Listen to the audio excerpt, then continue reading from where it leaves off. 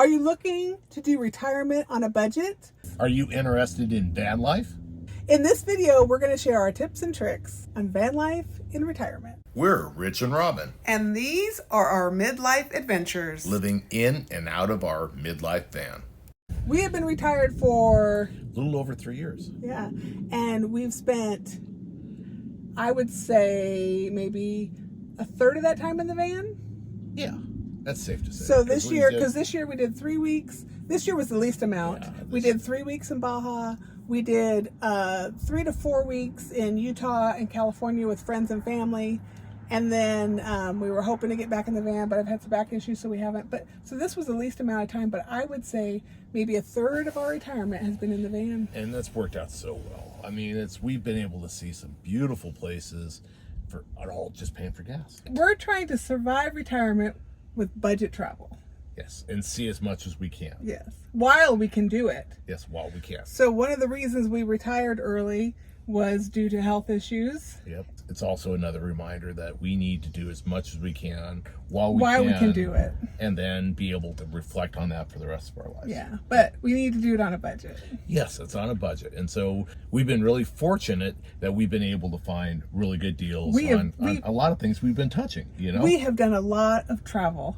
The van we were able to get for a very good price, and we were able to build it the way we want it, and knock on wood, it's been doing great. And we started the van build pre-retirement, about a year and a half pre-retirement. At the time, I was just like, yeah, whatever. Because she was going through cancer. But Richard was like, this is how we can travel in retirement. Yes, and it has worked out great. I'm very thankful that he went through it when I was like, I don't think this is a good idea. I kind of pushed it, and finally you gave in. 6 months of pushing, I was like, when he started, I didn't have my second and third cancer, but after 6 months, and I had my second cancer, the push that he put was easier because I was like, I don't have the energy. And it also gave me a project that I can be able to fix because I couldn't fix you. Yeah, the van life has really, really helped keep us to a budget. Yes. So we spent at least a third of our time in this van, in van life.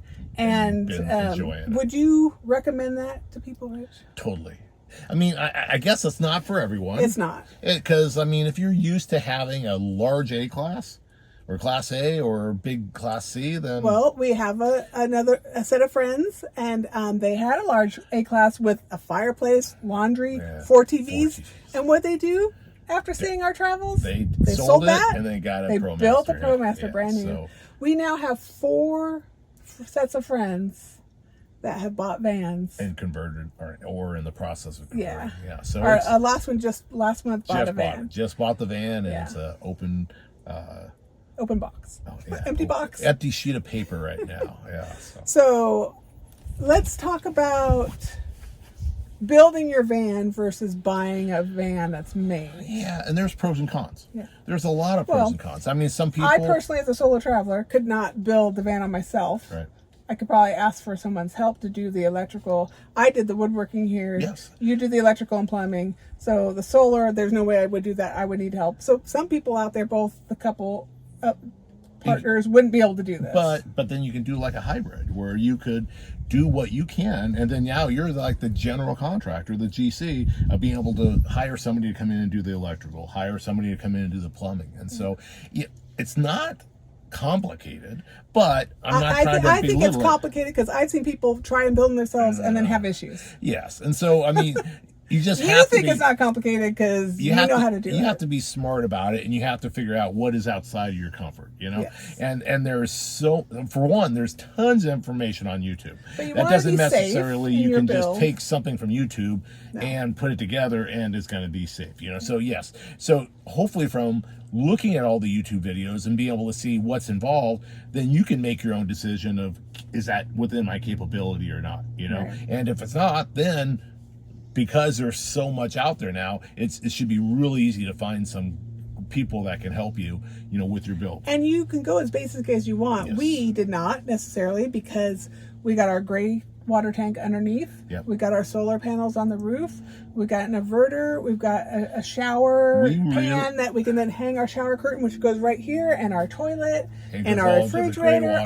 I had to have a farmhouse sink. I got my butcher box countertop. But I mean, we like to boondock a lot. We don't like to really go into campgrounds and pay, and we don't need or want hookups. So we built it with that in mind, you know, but you could build it without, you know, with it, you know, have other capabilities. So, but we wanted to be self-sufficient. We wanted to be able to not have to plug in everywhere we go. We didn't want to carry a generator with us. So, and when we started, we had an RV C-Class before, and that generator for me was like, it's just I don't want that anymore. You know, because it's so loud. We've learned so much since we built it too. I mean, and the technology's evolved, and you know, and there's just more catering to people that want to do their own builds. And so it was a little difficult trying to find things and piecemeal things together when we were doing our build. Now it's just like, I mean, literally you can buy kits.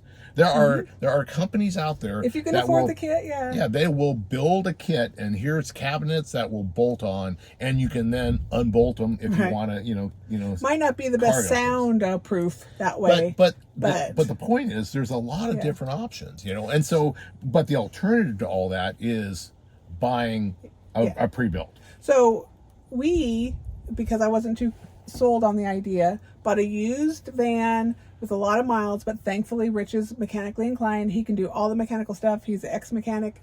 And we got a great deal because we bought ours in 2019 before Vanlife really took off. We spent $14,000 on the van. So $14,000 kind of hard to do that today. For a high top and ProMaster. We did a budget build, $7,000. So. And since then, it's been almost 6 years. But at the 5-year mark, we went with the cheapest kind of batteries, but got us, and now we've upgraded to the LiPo, the lithium iron phosphate. Okay. And before we had AGM, so like we bought the cheapest that we could get for our solar and our electrical, and now we've kind of upgraded after 6 years. So, but it's been able to work out, you know. Right. But if in your budget is purchasing a pre-built van, what would you suggest? A used one that somebody built themselves? No, I would be careful around that, because it's one thing buying a used pre-built camper van, because then at least you're going to know what Winnebago or any of these other companies did, you know, and there's going to be resources out there to kind of let you know what they did, where to find this, and stuff like that. When somebody else builds it, the beauty of building it yourself is you know where everything's at. Exactly. So if there's a water leak, I know where the pipes are, you know, and I know where to, you know, find everything. I know where the joints, you know, are for those connections. I know if there's an issue with the electrical, we know exactly. Where it's at. But if you buy it from somebody who's built it, for one, you don't know their capability, you know, and how robust it's going to be, or what kind of chances or risks they took, or what kind of safety issues are going to be there, you know. So I honestly would probably stray away from that, because I think it'd be better to, if you're going to buy a used pre-built camper van, you probably should buy one that has been built by kind of a reputable, you know, company. You know, and so I've seen people that have bought self-built vans and then had propane leaks. We didn't put propane in ours. They had, you know, water leaks. They had electrical the refrigerator didn't work. This, that, and the other. So, but if there's so many companies out there now. So of course you got the big companies like the Winnebagos, you know, and that's real expensive. Exactly. So then look for like a small business builder. So there's quite a few, especially since, you know, the pandemic. There's been tons of startups, companies that all they do is build, you know, and a lot of them just specialize in only Sprinters, or they do ProMasters or Transits, you know, and then be able to sell those. So the beauty on that is now if you do run into a used vehicle and it has problems, hopefully you can reach out to that company and be able to say, what help me where with would this, I find you know, this, exactly. Or be able to take it back to them and they'll be able to make some repairs. Another option you could do is a motor home. They make small class B's and C's that are the same length as this. It's the same, So like, or a little longer. So Winnebago has, but they're a little wider. Solus. I'm talking about a motor home, not a van. Okay, yeah. So you could buy a motor home, a class B or a C C. So it's that's longer, just it's maybe just a wider. little bit longer and wider, and you can have a slide out. Yeah. So, And I mean, but what we would recommend is adding some solar. Yeah, you're starting to see on brand new motorhomes now. You're starting to see a lot more use of solar. Yeah. And solar has come down in price. The battery technology has gotten better, so a lot of them are actually going in and adding more solar. Like my brother's Class C, he bought it was pre-wired for solar, but there was no solar, so it was an easy installation for you. So we're able to, the wires are already there, and so it's just a matter of hooking in and putting a couple panels in. So the gas is a little more on those motorhomes. Your miles per gallon. Yeah. So your bill's going to be more. Yeah. We get 17 miles to the gallon, so yeah. And so you got to think about that, your budget wise. Yeah. But you're traveling with your home. Yeah. You always have something. You don't have to go out to eat. Exactly. You just go to the grocery store and cook. It's our hotel. Yeah. It's our restaurant. And of course it's our car. And so it's just nice. Yeah. And so we cook all in electric using our solar. So we have no propane. We're just doing everything electric, cooking, and we're able to. Our smoothies in the morning. The blender's going, and we have some. And now we have a little air fryer, big air fryer, toaster oven. Yeah. So because we upped our battery by one. We don't really eat out much. We try to stay low budget. We mentioned earlier that we have 4 friends that we've helped them with decisions and the builds for their ProMasters. For their vans. And last one, a friend of ours was looking to buy a used one, wanted my help to go look at some used ones.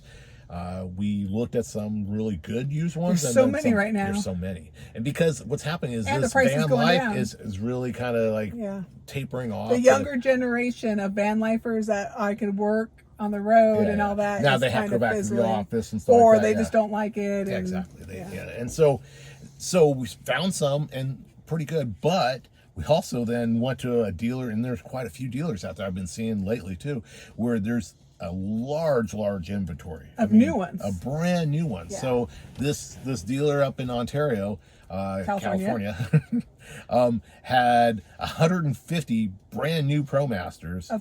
What year? So there was 100 of those were 2023s, 40 of them were 2024s, and 10 were 2025s.